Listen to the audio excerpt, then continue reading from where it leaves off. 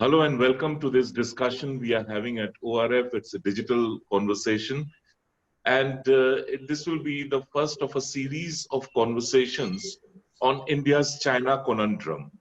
Uh, the media has been flush with stories about the Chinese PLA moving into the Indian side of the line of actual control in Ladakh, and India's both military and diplomatic response. The Chinese are being intransigent about the whole affair, and this is yet again a repeat of Doklam happening once again, or so it would seem. So instead of looking at the nuts and bolts, the minor details, we thought we would have a larger discussion, a series of discussions on how to deal with China vis-a-vis the LSE, vis-a-vis China's territorial claims, because till now, responses of the government of India have been largely knee-jerk. There has been very little transparency, which I presume is part of the strategy. But should it be non-transparent? Should there be greater transparency? Should the political establishment get involved, or should it just be the military establishment? So these are some of the issues that we need to talk about. I have with me General H.S. Panag, a highly decorated former general of the Indian Army. He has served in the Northern Command. He's known for his military and strategic skills. He's a thinking general, a writing general. And I have with me my colleague, fellow distinguished fellow at ORF, Rajeshwari Rajagopalan. She needs very little introduction because she's a very prolific writer on strategic affairs and on China. Welcome to both of you. Raji, can we just begin with you? A very quick assessment of how do you look at India's China conundrum? Thank you, Kanchan, and thank you for a very kind introduction. And of course, the subject is very topical, and I agree with you that we shouldn't get into the nitty-gritty because there is very little official confirmed reports about what is transpiring on the ground on the border. So I think we need to look at the larger China problem, the challenge China confronts for India, and how do we deal with it. Again, I think here it is important for us to deal with both the diplomatic as well as the military side of things. But the military is essentially the defense minister came out saying that there is a large Chinese number of troops, the number of troops out here on the border, but we have also sort of bolstered our presence in a sense. But my problem is that many of our forces, a lot of them appear to be on a defensively oriented posture in a sense, and therefore I think they are far from the border, well back from the front. So that's an immediate problem you have. But you have seen reports that you are actually pushing forces from the Kargil, from the Western Front to the Eastern Front, and so on and so forth. So there have been certain steps being done on the military front to confront the China problem in the immediate. But I would believe the China problem is not going to go away, and therefore you need to think long term about how do we deal with China, because China's capacity to nibble away our territories is not something new. This has been an old tactic, the salami slicing tactic that China has shown in the South China Sea, in the East China Sea, and they have shown even on the Sino-Indian border. They call it a 2,000-kilometer border and so on and so forth. So there are certain systematic and age-old tactics that China has been using. And our strategy is no response to this particular strategy. So either India should be able to nibble away territories, or in other spaces where we might have an advantage. That is one way to look at this. But there are other ways to do it in diplomatic terms, and that is to push your diplomatic relationship with some certain countries in a big way. Maybe the US is a good candidate on that front. We push very, very close and strategic relationship with the US to a higher level, to a higher plane. So that's something that can be done. Or invite Australia to the Malabar trilateral services naval exercise as that we have been doing with yeah, the US and Japan, bring Australia into that grouping. Or even more pertinent would be the Taiwan Card, which I think it's already in play at some level. For instance, the two BJP parliamentarians, senior parliamentarians like Miss Leakey were part of the Tsai Ing-wen's President Tsai Ing-wen's signing and ceremony, sort of inaugural ceremony. So I think we are already activating that card, but I think there is more that you can do on the Taiwan card as well. So there are the various multiple diplomatic pressure points that you can apply. China has to know that there is a cost to their action, and I think that's what we need to think about in terms of our actions. General Panag, your views? Yeah, Kanchan, territory per se was never an issue between India and China, or at least it is not so now. Whatever China required strategically for its, the National Highway 219 to Xinjiang, it had secured it in before 1962. In 1962, of course, the aims were many, but one of them was to cut India down to size. And they further improved upon the 1960 claim line, but only marginally to ensure security of the Aksai. Thereafter, China has used the border dispute because while from frontier region, we reached unsettled borders in 1962, we could not make them into settled borders before going on to making them into an IP. When I say settled border means which both sides recognize. I say unsettled border. So now China has been using this unsettled border and it's ever sort of moving forward Chinese claim line on the territory to assert its hegemony over India. And India is seen as a competitor in South Asia, as well as in the world. And so one is, of course, basic fundamental cause is hegemony. Or whenever China wants to make a point, or whenever China wants to convey something, it does that. Now, linked to this issue is the fast developing border infrastructure, or India's border infrastructure, especially in Ladakh. Because Ladakh is the place where it's the bone of contention in terms of territory that China has seized from us, 37,000 square kilometers. Now, as we develop our border infrastructure, especially to sensitive areas like Daulat Beg Oldi or the subsector north, as it is known as, and to the area between Chishul and Lukum towards the southern side of Aksai Chin, it is very sensitive to that. And so consequently, I think the immediate cause of this, what has happened on the border, is our developing infrastructure and our assertiveness on the border for the last 5-6 years. We have been much more assertive vis-a-vis earlier times. Now, one more point before... Sorry to interrupt you. It's very interesting. You keep on referring to it as the border, but what actually it is the line of actual control. Yes. Neither side concedes that it is the border. The moment we say it's the border, we are also conceding Aksai Chin to China. No, not that. I think I'm defining it in the classical sense. Before international boundary is drawn up, international boundary is the one which is recognized not only by the two states, it's marked on the maps, it's recognized by the world. Before that, lower down is the border.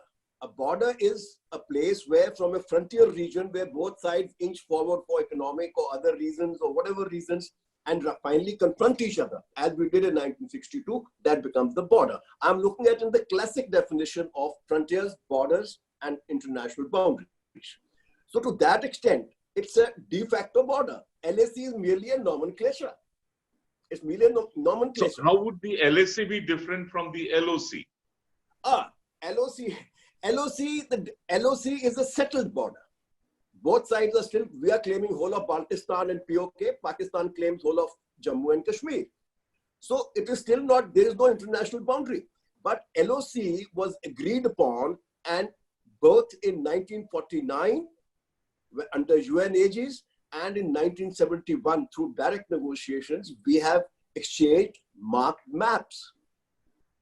And the maps are marked. So whatever the difference of opinion that exists on the ground, it is due to the thickness of the marking on the map, because of the scale of the map, because it was marked on much smaller scale maps, and we use higher scale maps. And still, despite that this line is there, and so this gives a degree of sanctity, as was further imposed by Mr. Bajpai in '99. Go back from the LOC, and that's what Clinton told Nawaz Sharif. Go back from the LAC. That means there's a little bit of sanctity to the LOC. And the now, LAC? Now I'll come to that. But at the same time, at the LOC, you still find that finders become keepers. We still creep forward. That's why we man it continuously. Now, in case of the LAC, this was broadly the line that we reached in 1962 in 24th of November. And our rear posts were located there. Now, thereafter, for years together, we never went forward. We remained at the back. Till such time, the Sumdrung-Chu incident took place in 1986-87, when regular forces went forward and we asserted ourselves in a much more meaningful manner. Now, the LAC is, firstly, it's not marked. The maps have not been exchanged. Both sides have their differing perceptions, and these keep changing. Now, these 23 areas of differing perceptions in Ladakh, they have come up post 91, 92. Prior to that, there was no difference. There was this thing. Firstly, we were not there. The Indian Army was not there forward till 1986-87. And only the ITBP used to be there. And thereafter, there was a generally live and let live. I mean, I have operated in Ladakh in 1988-89. You couldn't see a Chinese on the line of actual control. So it has been varying with the progress of our border infrastructure as we have become more assertive. And it's not marked.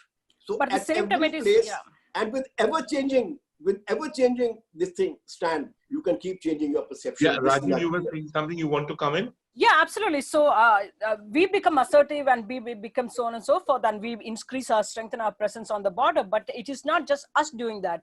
China has been able to do a lot more. First of all, they have established their infrastructure, far superior infrastructure on the border areas. So I think that's something that we need to be mindful of. And that is, so we are always going to be doing a catching up game. So will that asymmetry, will the gap between Indian and Chinese infrastructure, including the military infrastructure, would that go away? It's not going to go away. So what are you going to be doing? And I think there are several steps, including these we talked about some of the military steps in terms of strengthening our presence, our ability to have troops on the border, not so far away from the border and so on and so forth, and getting the reserves there and so on and so forth. But I think there has to be a better border management system. That's something that has been really not thought about for a very long time.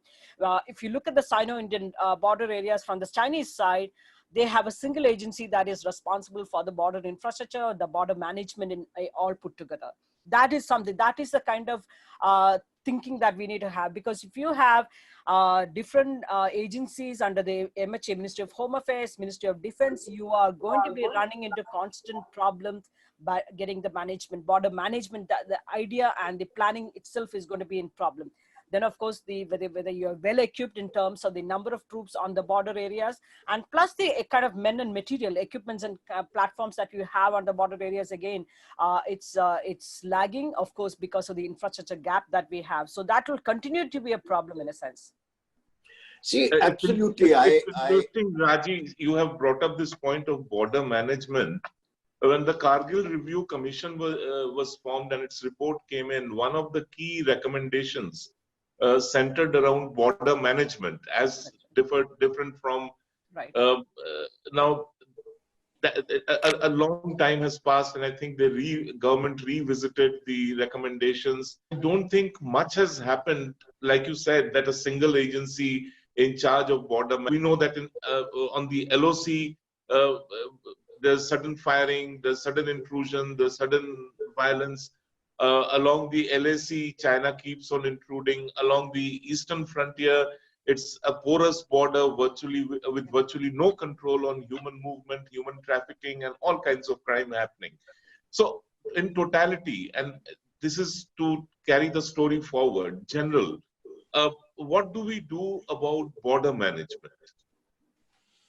See, so long as the line of actual control remains undemarcated, the problem of differing perceptions and problem of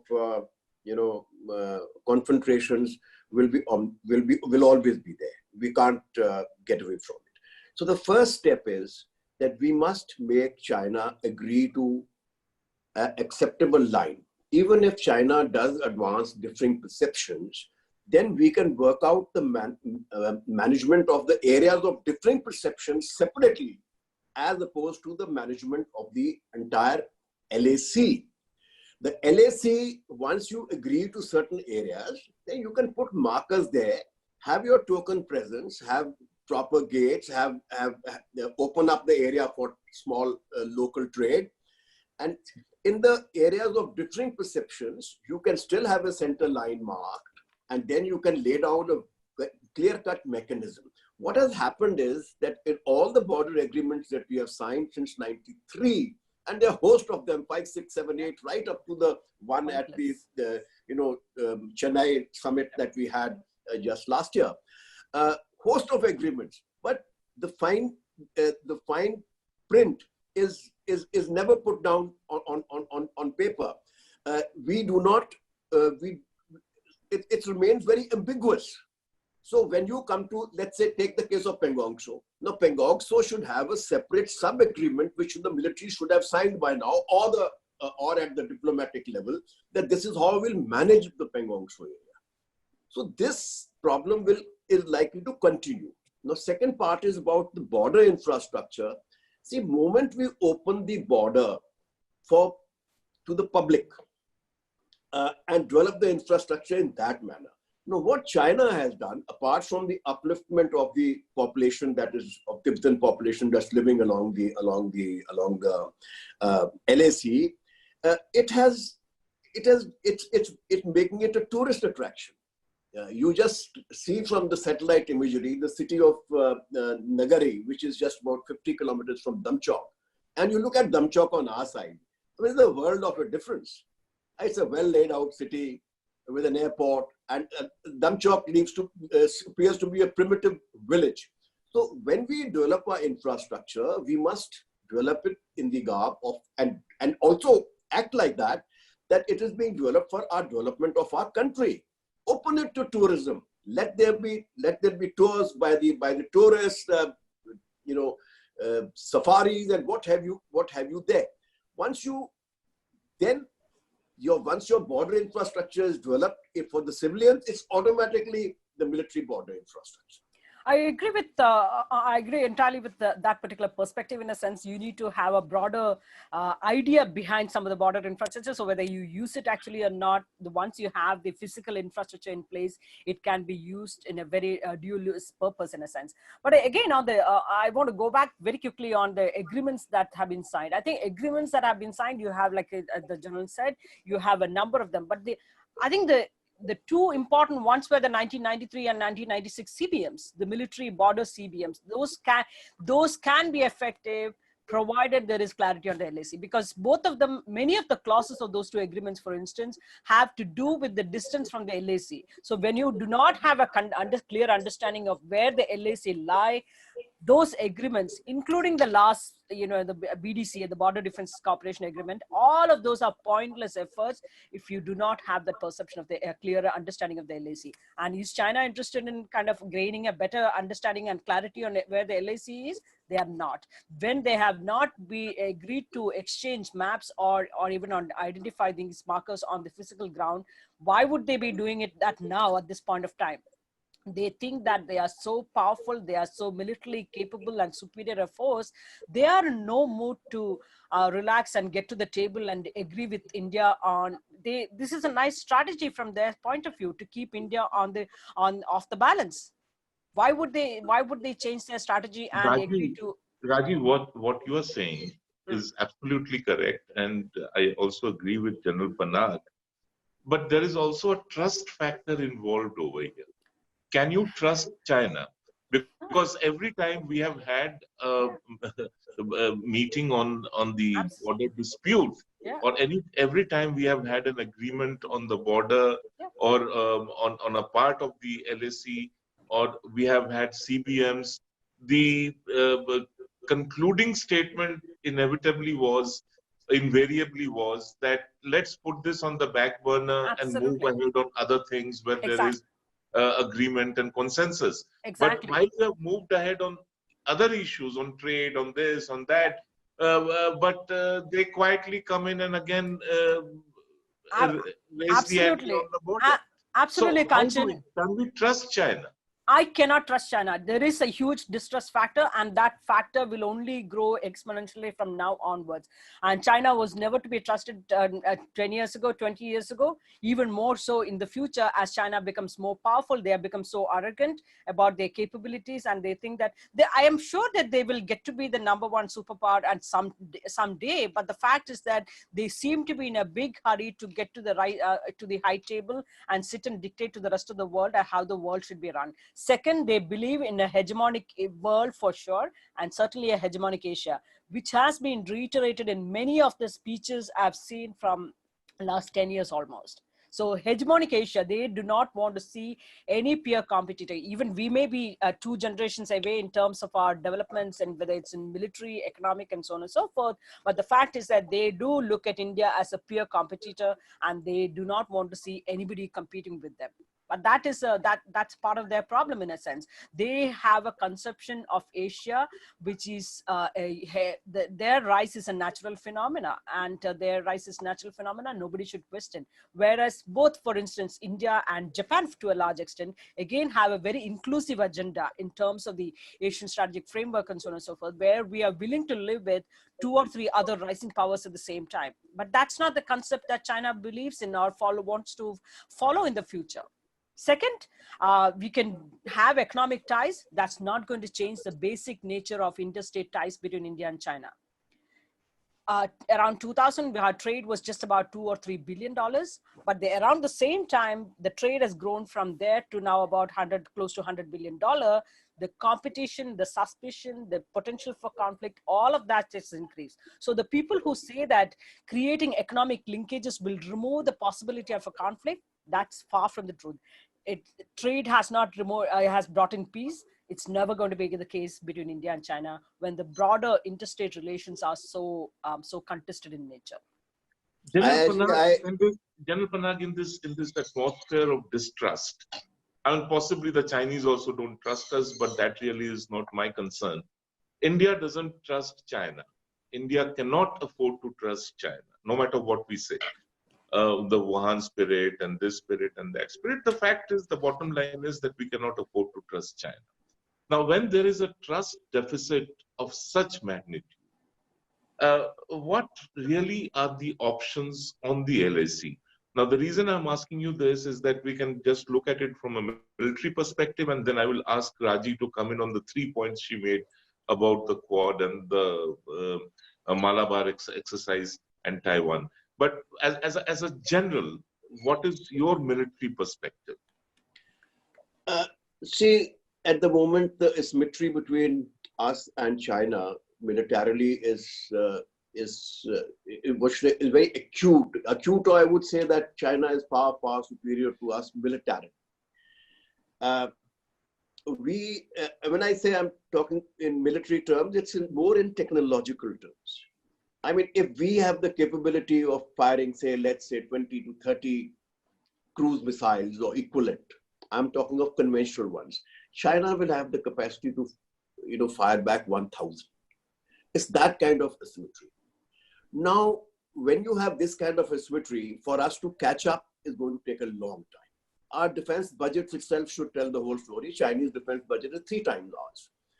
And it's going to take us a long time. So we cannot do it in a jiffy, and let's accept the fact that it will have to be done over a period of time. However, we have the capacity to give Chinese a bloody nose, which means that we should not acquiesce when such events happen. we should be very assertive.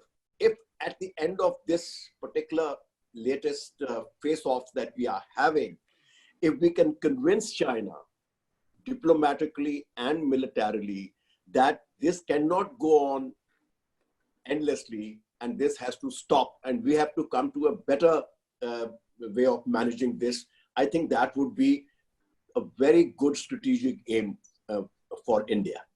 Now, if we, with this yawning military gap, so what do we do on the ground? Firstly, our capability allows us to give the Chinese a bloody nose. And for China, which is a bigger power, it's defeat, like what it is for us against Pakistan. So if you stalemate them, and we have the capacity to stalemate them, let's be very clear about that. Now, if you cannot convince China diplomatically and through your assertiveness to agree to a very clear-cut mechanism, then I'm afraid there's no option but to increase your presence on the LAC. And this presence can increase in two ways. Like today, if you ask me that to manage the existing border in the existing manner, the strength of the ITBP must increase 10 times. ITBP doesn't require too much of investment. It's a manpower intensive kind of work on the LAC. So that's one way. The strength of your ITBP, which polices the border, which mans the border, must be increased manifold. They must hold more larger number of areas, and we must sustain and maintain. Now, this is one way, and the army can continue being in the backdrop and maintain its defensive posture to deal with the escalating situation. Alternatively, which is a very costly option, but doable, because, and it is, if we can man Siachen, we can man all areas along the LAC. Today we man it with 3 brigades, that is 1 division. Again, we are a military large in numbers.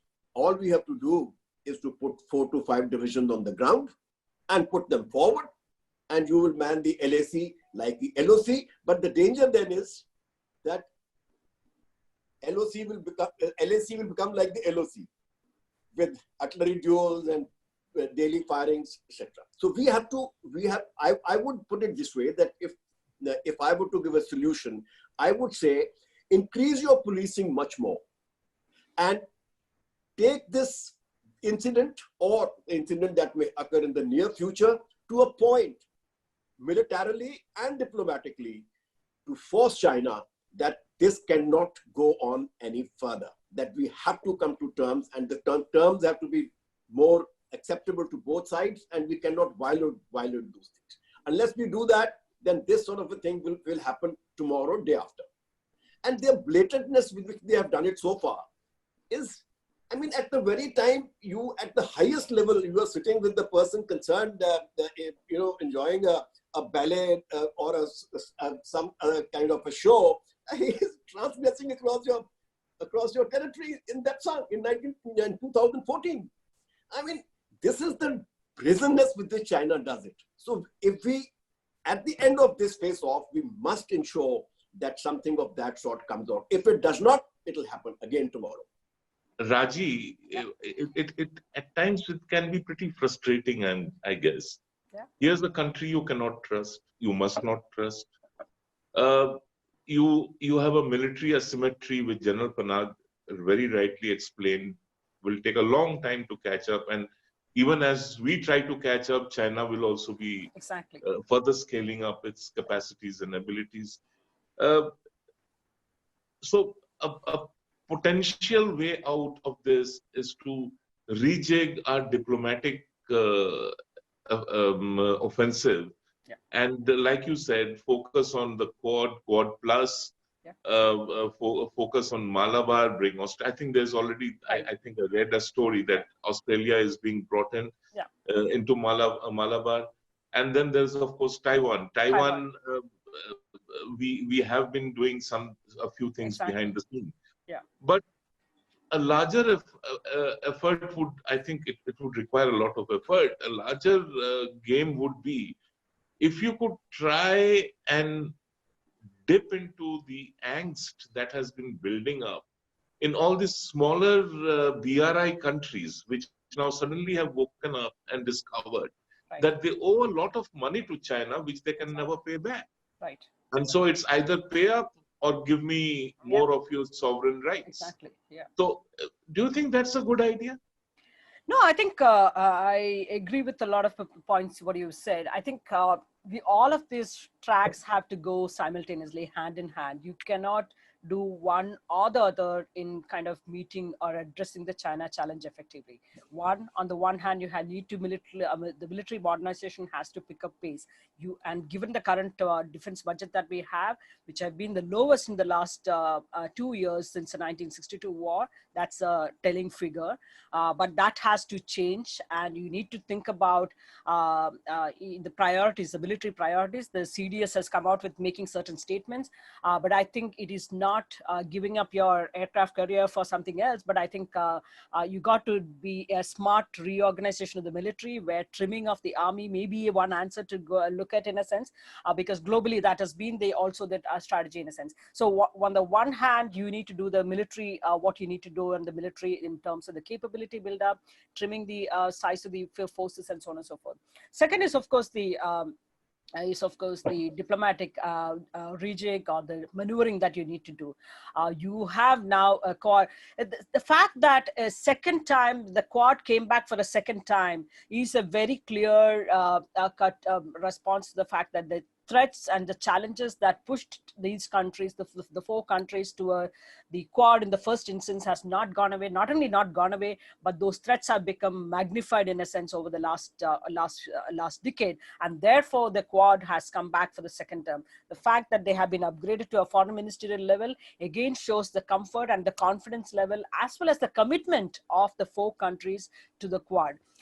In the backdrop of the COVID-19 situation, you have a Quad Plus emerging. Again, some of the countries in this grouping are very interesting, and their participation is extremely important. I would look at the case of New Zealand, which has been sitting on the fence, and just like India did for a very long time on all of these kind of engagements, sat on the fence, did not really want to take a clear position against China. But I think they have also been, have had to deal with China in their backyard, in their South Pacific, and so on and so forth. Therefore, New Zealand has got on board. You have more two other countries, South Korea and Vietnam, in this Quad Plus engagement. You need to come up with more like-minded countries, groupings of these kind of countries to kind of put pressure on China. And then, of course, the Taiwan Card, I think we can take it a step forward. Tibet is another card, even though Prime Minister Vajpayee, when he went to Beijing in 2003, he said Tibet is a part of China, but I think that card is not gone away. So that's... I agree with you. I agree that, somehow it mystifies me why can't we keep on playing up the Tibet card? I mean, even if the government doesn't want to bring it up, the civil society in India can constantly keep on pushing the Tibet card. And that definitely is going to rile China. No, on this question, I would like to add. Sorry, we have now really run out of time, and it has been a very interesting discussion. And I think the 2 key takeaways is that India has to think smart, and it has to think smart on the military front as well as on the diplomatic front. And when I say diplomatic front, it's not just limited to talks with Beijing, but with a larger coalition of democracies. That's and try and build a great wall of democracy as a counterfoil to China. And that's the long term. I think that should be the long term goal. In the medium term, go for whatever arrangement comes your way, whether it is the Quad Plus, whether it is pushing for better bilateral relations with America, with Australia, with Japan, and whoever is willing to stand up against China.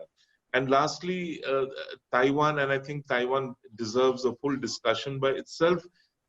Thank you very much. Thank you, General, for taking time out from your busy schedule, and thank you, Raji, for joining us today. Thank you. And thank you for watching this conversation.